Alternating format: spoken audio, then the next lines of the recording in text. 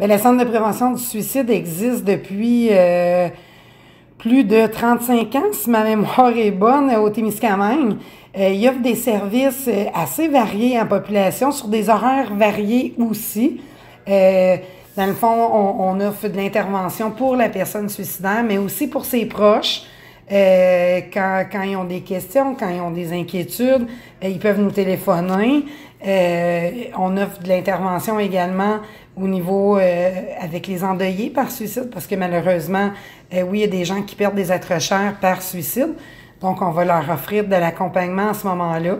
On va offrir également plein de mesures préventives au niveau de la prévention du suicide, donc des sensibilisations au niveau de la population, certains types d'ateliers, dépendamment de la clientèle, donc avec nos plus jeunes, nos adolescents ou nos personnes âgées ou nos adultes ayant un problème de santé mentale. Donc, c'est très, très varié au niveau des types d'activités qui peuvent être offertes par le centre. Et il y a également tout le volet de formation, donc autant de la formation pour la population, donc on parle davantage de la formation sentinelle, mais aussi de la formation pour nos intervenants dans le réseau de la santé et dans le milieu communautaire et scolaire. Donc, pour outiller nos intervenants à intervenir directement là, avec les personnes suicidaires. C'est important pour nous, au niveau du Centre de prévention du suicide, de maintenir les activités de l'organisme. Donc, évidemment, on a mis en place, comme tout le monde, les mesures, les directions, dans le fond, les directives qui nous avaient été demandées par le ministère, la distanciation physique, dans un premier temps, la désinfection, tu sais, avoir, tu sais, des désinfectants, désinfecter les espaces de travail. C'est sûr que on privilégie maintenant, pour un certain temps, là, davantage les interventions téléphoniques ou via n'importe quelle plateforme de vidéoconférence. Tu sais, on parle de Facebook, au niveau de Messenger, au niveau de FaceTime, Skype. Bon, tu sais, on en connaît plusieurs plateformes, là.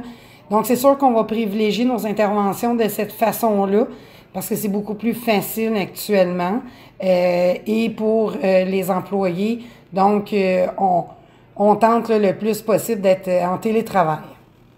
Je pense que ce qui va être très, très important, puis c'est ce qu'on faisait déjà avant, mais c'est ce qu'on va redoubler d'ardeur suite à la pandémie, parce qu'on sait que c'est pas nécessairement, tu sais, quand le déconfinement va être annoncé totalement, que les gens vont retrouver du mieux tout de suite.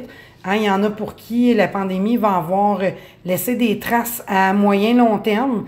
Donc, d'être vigilant avec la population, d'être à l'affût finalement des personnes qui vont vivre des impacts dans les prochains mois, peut-être les prochaines années, des impacts de la pandémie. Donc, faut être alerte avec nos personnes là, qui sont plus vulnérables ou qui vont nous démontrer là, peut-être plus de stress qu'à l'habitude, peut-être des comportements qui sont inhabituels chez ces personnes-là. Donc, d'être vraiment prudent là, et de vérifier là, comment va notre entourage. Le défi qu'on a actuellement, c'est davantage dans les moyens. Tu sais, en intervention avec quelqu'un, souvent, on prend un bon temps à regarder avec la personne qu'est-ce que la personne fait dans son quotidien habituellement qui l'aide, qui apporte une diminution de son stress, qui apporte un confort, un réconfort. Et malheureusement, avec la pandémie et toutes les mesures qui sont mises en place actuellement, souvent, on n'a plus accès à ces moyens habituels-là qu'on prend. Je te donne comme exemple, tu sais, il y en a pour qui, d'aller prendre une marche avec une amie pour parler de n'importe quoi, ça va faire du bien en fin de journée, ça va replacer un petit peu, puis ça va nous faire tolérer ce qui nous stresse durant la journée. Malheureusement, on le sait, en ce moment, c'est pas accessible.